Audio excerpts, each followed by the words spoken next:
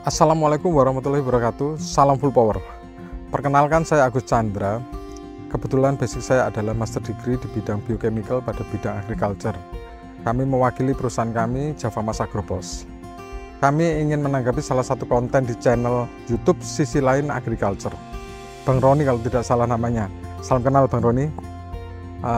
Terima kasih sudah mereview produk kami Biophosphat. Dan saya baru tahu ada channel ini setelah diberi info sahabat-sahabat petani saya. Terima kasih juga untuk sahabat-sahabat petani yang menggunakan produk kami telah menginfokan hal ini. Konten tersebut berjudul review jujur, pupuk biophosphat dan seterusnya. Dan itu memaksa kami untuk menanggapinya. Ibarat kata sesuai judulnya, jujur itu mulia, tapi tanpa arah yang benar, ia akan menuntun langkah kita ke jurang yang dalam. Perkenalkan, perusahaan kami Java Mas Agropos berdomisili di Daerah Istimewa Yogyakarta, di sisi timur provinsi dengan kabupaten bernama Gunung Kidul, dengan potensi bahan tambang untuk industri pertanian yang sangat besar, selain wisata alamnya yang sangat-sangat indah.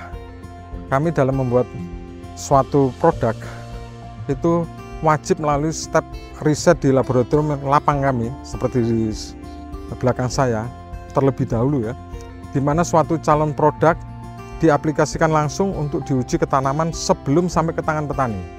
Jadi kami tidak membuatnya berdasarkan ilmu kimia analitik saja untuk menghitung unsur-unsur di dalam pupuk-pupuk kami. Dan oleh karena itu kami telah memperoleh sertifikat ISO 9001 untuk menjaga kualitas produk-produk kami. Dan kami pun tahu syarat dalam membuat pupuk wajib mengetahui proses biokimia di dalam tanah dan segala ekosistemnya yang ada di sekitarnya, misalkan tanah ataupun udara. Hal tersebut masih diuji efikasi kembali oleh Kementerian Pertanian untuk mendapatkan nomor pendaftaran yang resmi untuk izin diedarkan. Gitu.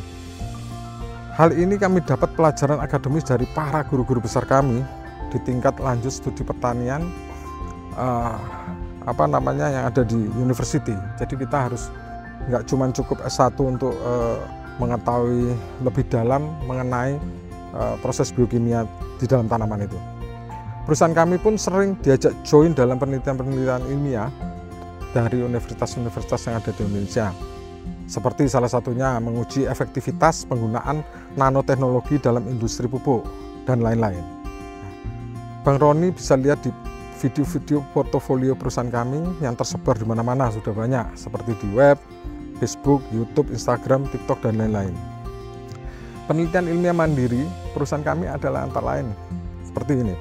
Altitude introduction, yaitu mentranslokasikan tanaman dataran tinggi untuk ditanam di dataran rendah, seperti tanaman wortel atau Daucus carota, yang mana ini termasuk jenis tanaman yang sangat sulit untuk ditranslokasikan dan telah berhasil kami lakukan. Dokumentasinya bisa dilihat di channel YouTube kami. Itu banyak sekali, di YouTube ada, di Facebook juga ada. Kemudian penelitian kami yang lain adalah penelitian antivirus GMV atau Gemini mosaic virus pada keluarga Solanaceae seperti cabai, terong, tomat, tembakau, kentang, dan satu keluarga lainnya yang pada saat ini sudah mencapai uji efikasi 72%. Ya, ini bisa dilihat di profil Facebook saya, itu hari per hari kita upload supaya teman-teman atau sahabat-sahabat petani juga bisa netral untuk ikut mengawasi. Jadi kita bukan cuman flexing ya, itu banyak di tempat kita. Meskipun kami sering melakukan penelitian ilmiah dengan biaya perusahaan kami sendiri nih, kami tidak berani mengklaim sebagai atau mendeklarasikan sebagai konsultan pertanian dan mengulas produk orang lain yang kami tidak ketahui dengan benar proses dan teknologi yang dipakai. Karena begitu luasnya ilmu pertanian di dunia ini, sehingga banyak hal yang belum kita ketahui. Sehingga sampai sekarang penelitian-penelitian masih banyak dan masih berlangsung hingga saat ini. Gitu.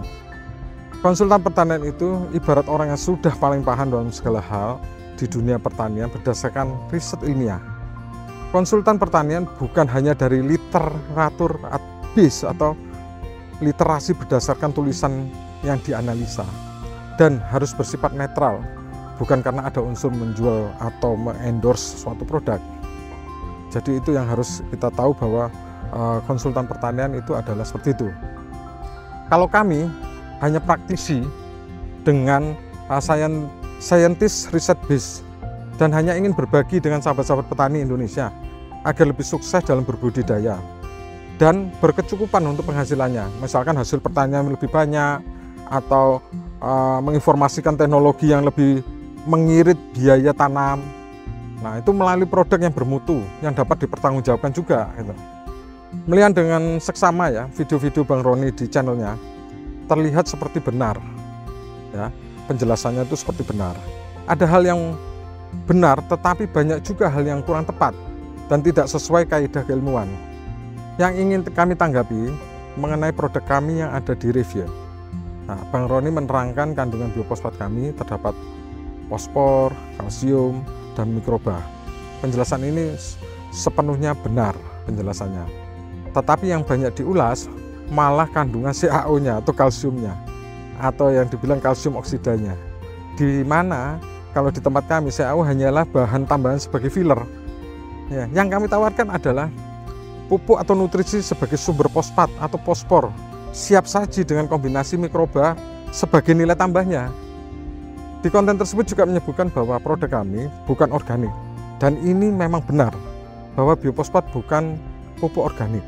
Tetapi jika biofosfat disebutkan sebagai pupuk sintetis, inilah hal yang tidak benar, harus diluruskan. Definisi pupuk sintetis adalah pupuk yang dibuat di pabrik melalui proses reaksi kimia, di mana hal ini adalah teknologi yang sudah lama dan tidak ramah bagi tanah dan mikroba di dalamnya. Sedangkan Java Mas sudah tidak menggunakan teknologi kimia kuno ini dalam pembuatan biofosfat, yang mana biofosfat telah menggunakan teknologi biologi. Dan biofosfat juga bukan pupuk kimia seperti yang disebutkan Bang Roni. Biofosfat merupakan pupuk anorganik alami yang berasal dari mineral yang diinjeksikan dengan mikroba dengan teknologi biologinya. Kemudian penjelasan mengenai kalsium aktif. Bang Roni menjelaskan bahwa biofosfat kalsiumnya tidak aktif, dan di TSP atau triple superfosfat disebutkan kalsiumnya aktif. Nah, ini untuk diketahui ya. Untuk pengertian kalsium aktif atau bukan, perlu dijelaskan dahulu dari dasarnya.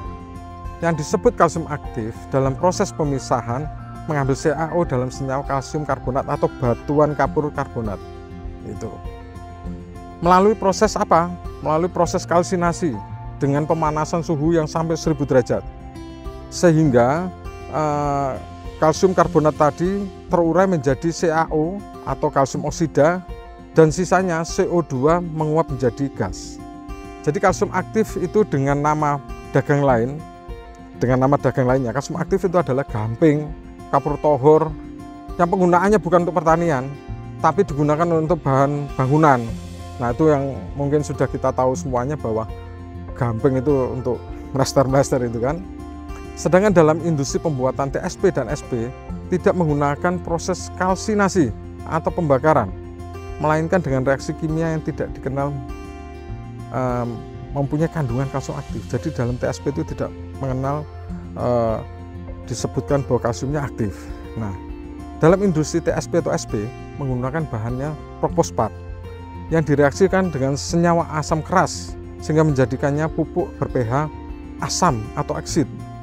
Ya, bukan alkalin atau basa kuat seperti yang disebutkan. Ini adalah hal yang perlu dikoreksi sehingga dapat dapat memberikan informasi yang benar dan tepat. Karena kalau ini sampai salah, jadi sifat pupuk yang akan diberikan kepada petani itu bisa meleset ya, atau bisa tidak benar gitu. Kami telah membuat video untuk membuktikannya.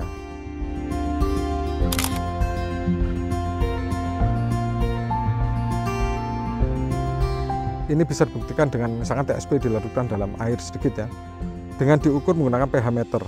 Maka pH meternya akan menunjukkan angka kurang lebih angka 1 sampai 3,5 yang menandakan itu asam, dan bukan kondisi basa kuat atau alkali yang kurang lebih angkanya 8, 9 ke atas. Nah, dan bila terkena akar tanaman, pasti akan mati. Atau bisa dicoba sendiri sahabat-sahabat petani yang mendengarkan video ini. TSP ditaruh di lubang tanam atau SP36 apa aja yang bentuknya TSP, SP36, SP26, ada SP18 zaman dulu. Menaruhnya di lubang tanaman, saya pastikan tanamannya akan terbakar. Yakin 1000% itu. Sebab itu, karena adanya kelemahan pada pupuk TSP atau SP yang menggunakan teknologi kimia ini, maka kami punya peluang untuk membuat suatu produk pupuk sumber fosfat yang lebih aman. Dan kami membuat pupuk sumber fosfat atau fosfor dengan merek biofosfat ini. Itu telah melakukan serangkaian riset yang bertahun-tahun dan panjang. Nah, ini mulai dari tahun 90-an dengan bahan fosfat yang mudah larut dan tersedia. Nah, nanti kita akan jelaskan di belakang. Untuk diketahui perbedaan bahan yang digunakan untuk TSP atau SP di dalamnya adalah marine fosfat. Nah, rock fosfatnya itu berasal dari lautan ya, atau endapan lautan yang naik. Di mana bahan ini terkenal karena kelarutannya sangat sulit, sehingga harus menggunakan reaksi asam agar mudah tersedia bagi tanaman dengan segala kelemahannya.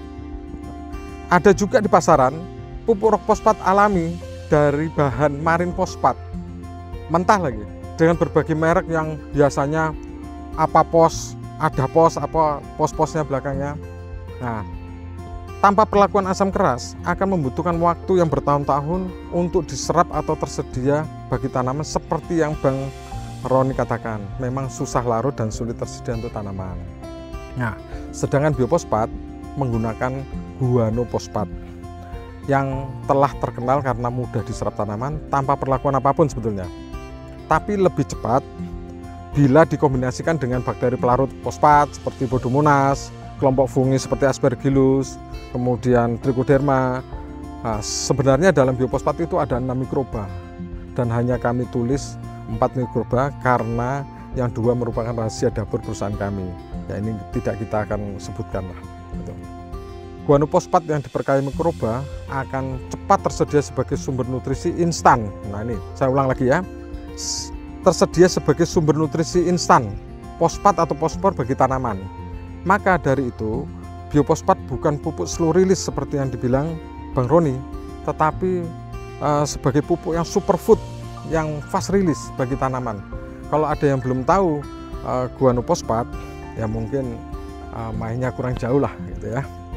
Dan biofosfat sangat cocok bagi tanaman semusim seperti cabai, terong, bawang merah, padi, atau tanaman buah-buahan seperti durian dan sebagainya. Itu sangat cocok, nggak ada masalah, karena fosfat sifatnya tidak menguap ya. Nah, kami pun tidak menyalahkan jika banyak sahabat-sahabat petani itu yang skeptis dengan perusahaan-perusahaan pupuk selama ini, karena memang benar banyak perusahaan pupuk itu yang tidak terbuka dalam membuat pupuk dan hanya mengandalkan ilmu kimia analitik saja. Jadi NPK misalnya 16-16 ya pokoknya tersedia 16-16-16, tapi bahannya dari apa, terserap atau tersedia bagi tanaman itu nggak ngurusan dia. Nah, tanpa memahami proses biokimia di dalam tanaman. Jadi kalau kami, perusahaan kami ya, tentunya sangat terbuka. Hal ini kami tunjukkan dengan misalkan cara membuat kita diskusi lebih bagus gitu ya.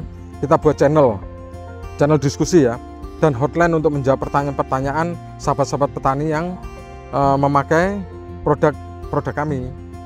Seperti pepatah mengatakan, tak kenal maka tak sayang.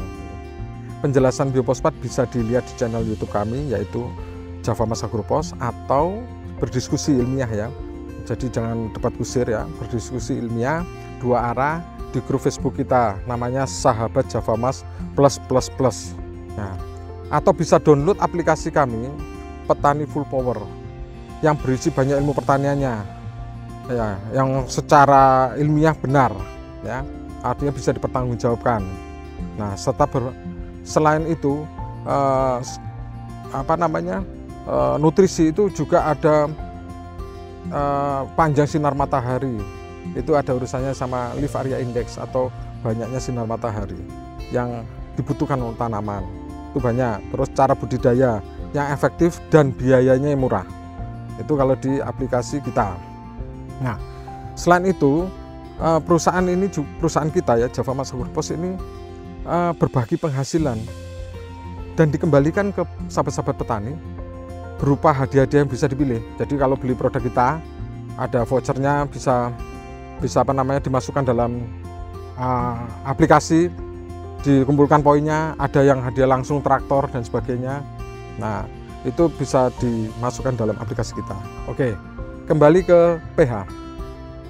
Perihal menaikkan pH, perlu kami koreksi juga penjelasan Bang Roni, di mana korelasi untuk koreksi pH tanah perlu waktu hingga 2 bulan dengan menggunakan sumber kalsium seperti dolomit atau pupuk yang mengandung kalsium ya. Tidak sepenuhnya tepat ini. Nah, ini tidak sepenuhnya tepat karena korelasi yang tepat adalah volume kalsium yang digunakan, volume CaO nya ya, yang digunakan berbanding dengan jumlah kubikasi tanah. Atau misalkan gini, 1 hektar harusnya untuk tanah yang jenisnya lempung, loam ya, atau bentuknya lempung berpasir. Nah, itu sandy loam misalkan. Nah, itu berbeda memberikan jumlah kalsiumnya. Jadi yang harus kita tahu, digunakan rumus perbandingan jumlah kubikasi tanah dan kalsium yang diberikan, serta mengetahui jenis tanah yang ingin dinaikkan pH-nya. Karena ini sangat besar korelasinya. Java Mas punya aplikasi untuk menghitung menaikkan pH berdasarkan jenis tanah dan pH awal yang akan dinaikkan ke pH yang diinginkan, dan efektif tanpa membutuhkan waktu 2 bulan. Nah, sekali lagi, namanya adalah aplikasi Petani Full Power. Inilah wujud keterbukaan dan berbagi ilmu dari perusahaan kami, Java Mas Agrupos, agar sahabat-sahabat petani tidak tersesat informasi dan mendapatkan ilmu pertanian secara menyeluruh dan tidak tidak dibuat-buat, yang bisa dipertanggungjawabkan secara keilmuannya. Karena pertanian bukan hanya tentang pupuk, ada komponen seperti banyak sinar matahari, pestisida, benih, pengalaman budidaya yang efektif ya. Misalkan lajur, misalkan nanam tomat itu harus bedengannya itu utara selatan atau timur barat, itu juga ada penjelasannya. Dan tidak lupa informasi harga yang terus diupdate. Jadi penting juga harga diupdate ini di Facebook kita ya. Itu biar petani itu tahu gini, oh ini petani kita harus nanam apa, harganya sekarang berapa. Nah, dan itu tingkat petani, bukan tingkat pasar. Tingkat pasar ada, tapi yang paling banyak kita muatan adalah crop yang sering ditanam petani. Kalau misalkan harga misalkan bawang dayak ya nggak ada kita, tapi crop yang terkenal. Perihal suhu hangat yang mempercepat proses kenaikan pH juga tidak berkorelasi langsung dan tepatnya tidak komplit menjelaskannya. Tetapi yang berkorelasi langsung ada beberapa hal yang harus dipenuhi seperti kelembapan tanah, ukuran partikel kalsium dan jumlah kalsium berbanding volume tanah. Ini contohnya nih, misalkan suhu hangat, tetapi kondisi tanahnya kering. Saya pastikan pH tanah tidak akan naik juga, jadi tidak ada korelasi langsung. Tetapi bila kelembapan cukup, perhitungan pada sumber kalsiumnya dengan mesh misalkan 60, 80, 100 dan suhu relatif hangat memang betul dapat mempercepat koreksi pH. Jadi tidak berkorelasi langsung. Untuk sahabat petani yang bertanya kepada Bang Roni perihal pemakaian biofosfat ya, mengatakan bahwa pH-nya tidak naik-naik pada sekian waktu. Kemungkinan besar seperti penjelasan saya di atas, seperti jumlah volume yang tidak sesuai dibandingkan dengan jumlah lahan yang akan dinaikkan pH-nya, serta jenis tanah yang sahabat punya atau yang sahabat tanami, kita kan nggak tahu jenisnya. Nah, makanya kita buatkan aplikasi untuk memahami itu. Kalau hanya untuk koreksi pH, menurut saya lebih baik pakai kapur pertanian lah yang murah, ini sudah cukup dan lebih ekonomis lagi, tidak perlu biofosfat. Tetapi bila sahabat petani menginginkan tanaman yang proyeksi ke depannya itu buahnya lebat, tidak mudah rontok, baru pakai biofosfat. Jadi biofosfat bukan untuk koreksi pH, koreksi pH itu hanya manfaat sampingannya itu. Untuk sahabat-sahabat petani yang pengguna biofosfat atau produk Javamas lainnya, boleh bertanya atau diskusi by WA, boleh ke nomor langsung ke nomor saya, itu bisa ke 081 3380 30000. Dan nomor tersebut sudah banyak juga di medsos-medsos. Artinya nomor ini sudah banyak di medsos-medsos, di aplikasi kami juga sudah dimuat. Atau jika ingin berdiskusi dengan sahabat-sahabat petani lainnya, bisa join di grup Facebook kami, Sahabat Javamas yang tadi saya sebutkan. Di sana ada berbagi pengalaman sama petani-petani yang lain. Di situ akan ngomong misalkan biofosfat itu gimana hasilnya, atau sudah pernah nggak nanam pakai biofosfat. Jadi bukan mereview suatu produk berdasarkan tulisan gitu. Masukan saya di mana untuk mereview suatu produk, seperti reviewer pada umumnya seharusnya paling tidak sudah pernah pegang, sudah punya pengalaman berbudidaya dengan produk tersebut dan mengetahui teknologi yang dipakai. Kalau hanya melihat dari iklan atau tulisan atau dari kemasannya saja, akan menjadi semu nanti, tidak jelas gitu loh. Ya. Dan mengulas berdasarkan 1-2 orang dengan tidak dengan tidak membandingkan banyak orang yang sudah menggunakan produk kami atau biofosfat dengan review positif yang lainnya, itu yang jauh lebih banyak, itu kan tidak proporsional. Review 1-2 orang kan tidak mewakili seluruh pengguna. Nah, karena banyak variabel seperti pernyataan saya sebelumnya, penggunaan produk kami dari Aceh hingga Papua jumlahnya lumayan banyak, hingga jutaan lah, dengan pengalaman-pengalaman positif yang sangat banyak bisa dilihat dari konten-konten netral ya mengenai hasil pemakaian produk-produk kami. Jadi di medsos kami banyak sekali, di YouTube banyak, bukan kami yang buat, tetapi petani-petani atau reviewer lainnya yang sudah mengupload ke channelnya masing-masing, dan itu bukan endorse saya. Mereka akan mereview yang benar, netral. Nah, itu yang paling penting. Nah, menurut saya untuk menjadi konsultan pertanian yang elok ya, harus punya ilmu pertanian yang sudah teruji, banyak sumber literasinya, dan pengalaman praktek lapangan yang membuktikan dengan dokumentasi dan variabel keilmiahannya. Dan lebih bagus lagi, tidak menjual suatu produk atau brand sehingga kenetralan pendapatnya dapat diuji secara keilmuan. Nah, itu yang menurut saya paling penting hal ini. Tapi saya sudah matur atau bilang terima kasih untuk Bang Roni atas segala masukannya atau tulisannya atau pengamatannya. Saya kira sementara itu dulu. Terima kasih. Saya pikir sudah cukup untuk menjelaskan semuanya. Wassalamualaikum warahmatullahi wabarakatuh. Salam full power.